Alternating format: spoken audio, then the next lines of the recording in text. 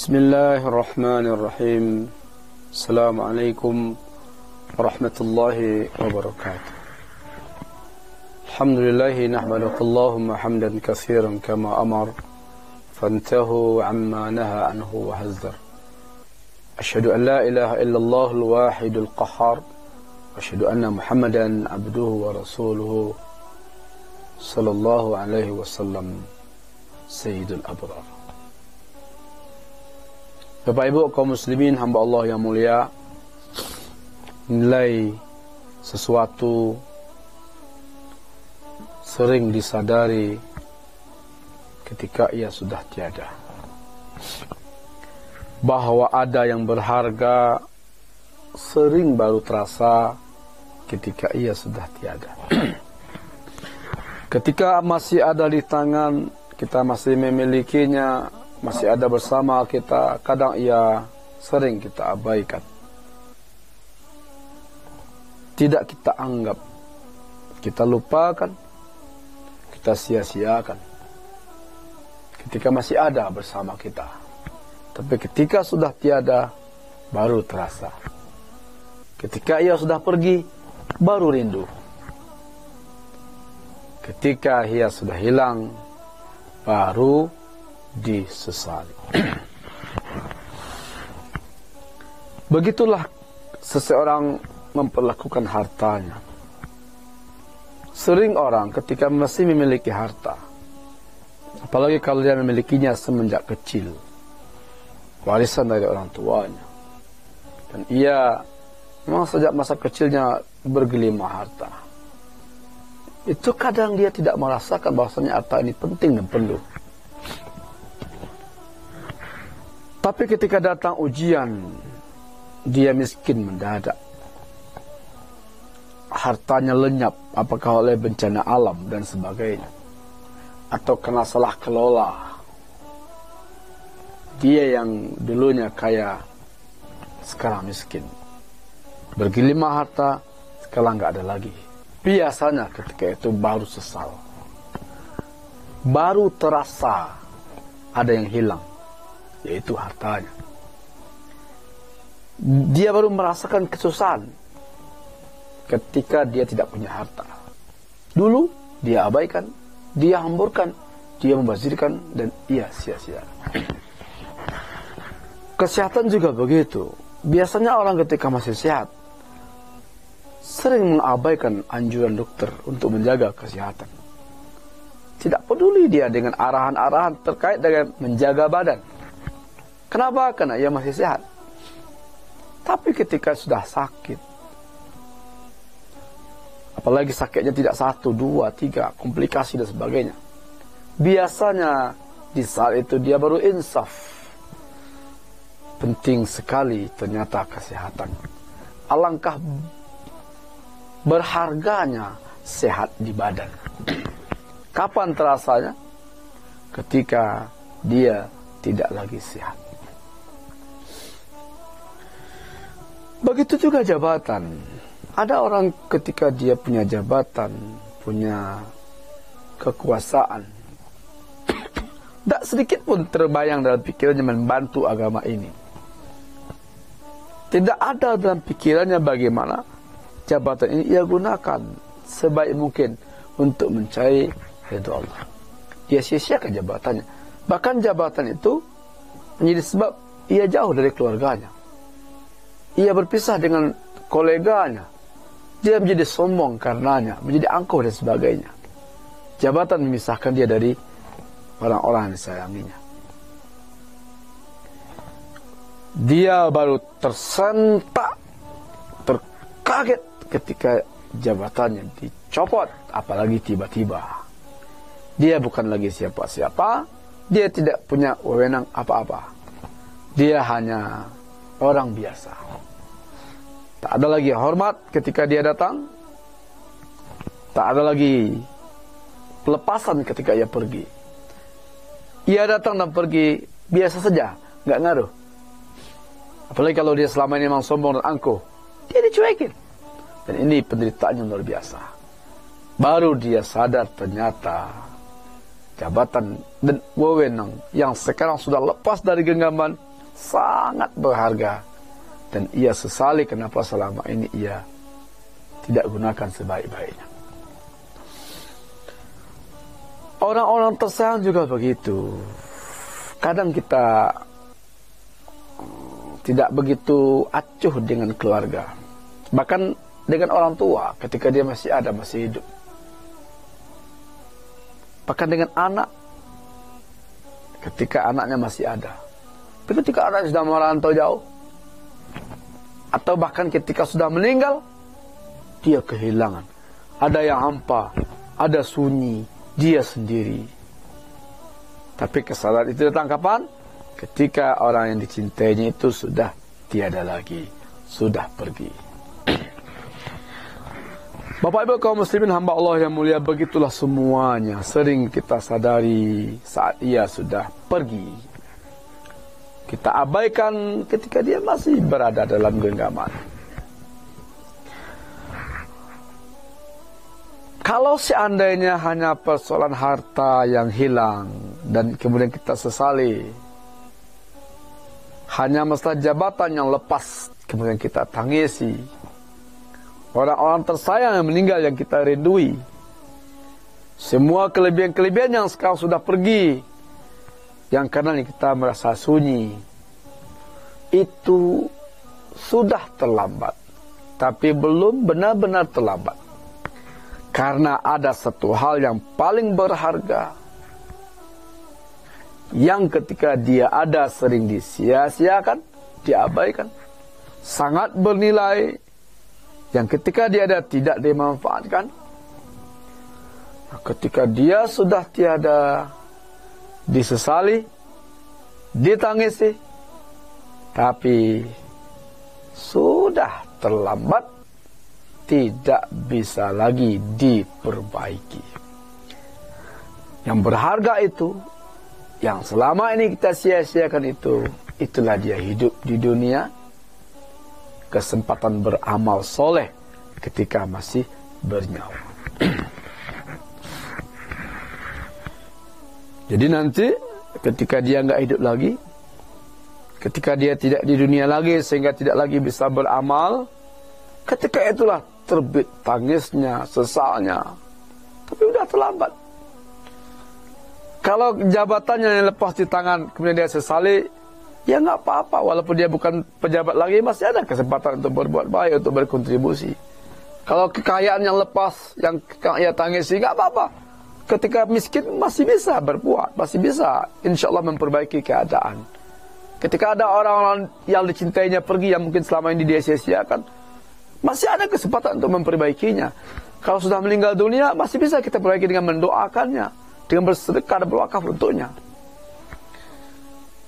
Tapi kalau masalah kehidupan yang pergi, itu memang tidak bisa lagi ditangisi. Tidak ada lagi solusi, karena tidak ada lagi kehidupan kedua di dunia. Ada kehidupan tapi tidak lagi di dunia, di akhirat, dan itu sifatnya beda. Beramal kalau tidak dikerjakan sekarang, ya berarti tidak ada lagi kesempatan.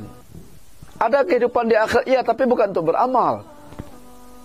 Hidup di akhirat untuk menerima hasil amalan, pahala dan ganjaran. Maka sesalan dan tangisan karena kehilangan kesempatan untuk beramal, penyesalan dan ratapan karena kehilangan kesempatan hidup di dunia, sungguh tidak akan ada lagi cara untuk memperbaikinya, solusi untuk membenahinya, karena memang tidak ada kehidupan kedua, karena memang tidak bisa lagi kembali ke dunia. Bapak Ibu Allah muliakan, setidaknya ada Al-Quran menggambarkan hal ini. Pertama, sesalan orang yang selama hidupnya mungkin lalai, mungkin abai, dan ketika hidupnya akan berakhir, di detik-detik kematiannya, ketika ia sadar kesempatannya habis, dia menangis, menyesal, lalu berharap agar kehidupannya ditambah, kesempatannya, kematiannya diundur dan seterusnya, agar dia bisa beramal. Allah firmankan dalam surat Al-Munafiqun ayat 10.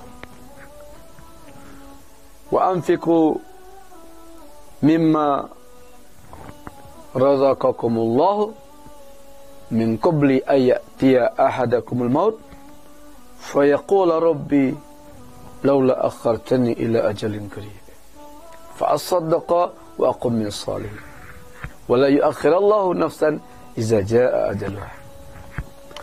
Segeralah kalian berinfak, bersedekah, beramal soleh sebelum datang malaikat maut.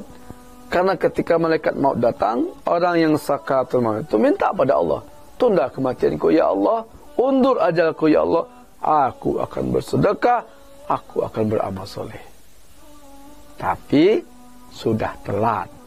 Karena kalau nyawa sudah cabut, malaikat maut sudah datang.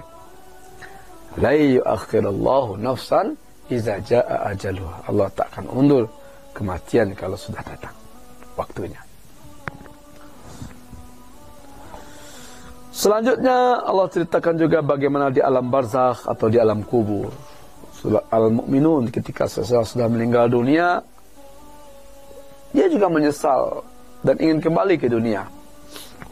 Hatta iza jaa adahumul maut fayaqul rabbi irji'uni la'alli a'malu shalihan fima taraktu. Jadi ketika orang sudah meninggal dunia, masuk kubur, ia berkata, ya Allah, kembalikan aku ke dunia. Pulangkan aku akan mengerjakan amal soleh yang dulu aku tinggalkan. Dan itu juga tidak bisa, karena Allah katakan, innama hiya kalimatun huwa qailuha. Itulah perkataan-perkataan yang tidak ada gunanya. Lalu nanti di padang mahsyar ketika berdiri di hadapan Allah Subhanahu wa taala, kembali orang yang mencoba peruntungannya, berdoa dan meminta pada Allah. Walau tara izil mujrimuna nakisu ru'usihim inda rabbihim. Rabbana absarna wa sami'na farji'na na'mal salihan inna muqin. Surat As-Sajdah ayat 12. Nanti ketika berdiri di hadapan Allah, menyesal, menangis, Allah berkata pada Allah, ya Allah, sekarang aku dah lihat, aku dah dengar, aku dah tahu, aku dah yakin, kembalikan aku ke dunia ya Allah, aku akan beramal soleh. Tak bisa. Lalu pada surat Al-Fajr ayat 23, ketika sudah berhadapan dengan neraka Jahannam sebelum dicemplungkan ke dalamnya, kembali orang ini mencoba, meminta. Intinya ketika itu dia taubat dan sadar. Waji'a yawma izin bi jahannam yawma izi yatadzakkarul insanu wa anna lahu zikra. Didatangkan neraka Jahannam, lalu ketika melihat neraka Jahannam itu semua orang taubat, sadar dan insaf. Wa anna lahu zikra. Tapi untuk apa? Apalagi gunanya taubat ketika itu? Tidak berguna lagi keinsafan saat itu. Kemudian dalam surat Fatir ayat 37 Allah menceritakan juga bagaimana orang-orang ketika diazab di neraka, disiksa dan seterusnya, dia kembali meminta, akhrijna, ya Allah, keluarkan kami ke dunia, na'mal salihan ghairal ladzi kunna na'mal. Kami akan mengerjakan amal soleh yang berbeda dengan yang dulu-dulu kami kerjakan. Dulu kami enggak sholat, tapi kalau engkau keluarkan kami di neraka, kami akan sholat. Dulu kami enggak zakat, tapi kalau engkau keluarkan kami di neraka, kami akan zakat. Dulu kami enggak puasa, dulu kami enggak ini.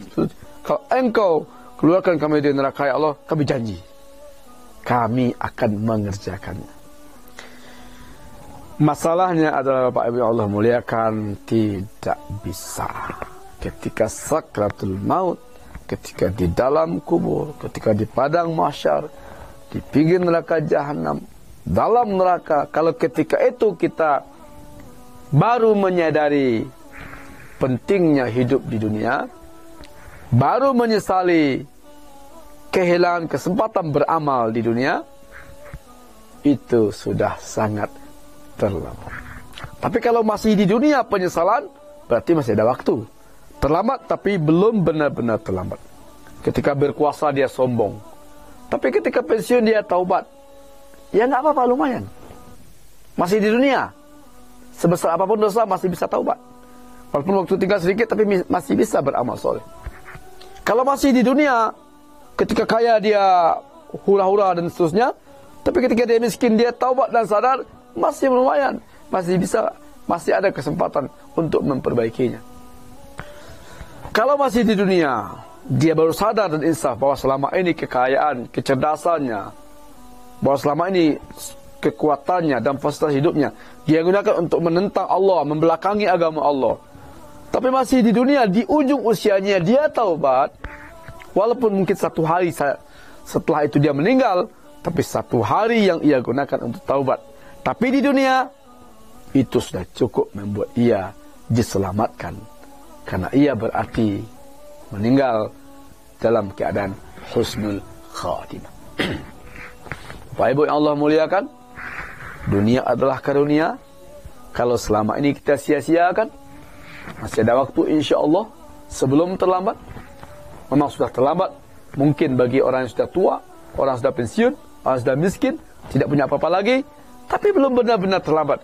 Karena yang tersisa walaupun sedikit, kalau kita maksimalkan untuk beribadah, mentaati Allah, asal masih di dunia, sebelum nyawa sampai di kerongkongan, maka kesempatan taubat masih terbuka. Nah, bagi yang masih hidup hari ini, berarti masih ada waktu tersisa. Kita nggak tahu entah berapa banyak lagi, tapi gunakanlah yang sedikit itu untuk kembali pada Allah, untuk bertaubat, untuk membenahi hidup ini, untuk kalau perlu memulai lagi dari nol. Semoga Allah terima taubat kita. Semoga modal yang tersisa walaupun sedikit kita gunakan untuk investasi seefektif mungkin untuk kebahagiaan di akhirat nanti. Hadanallahu wa iyyakum ajma'in. Assalamualaikum warahmatullahi wabarakatuh.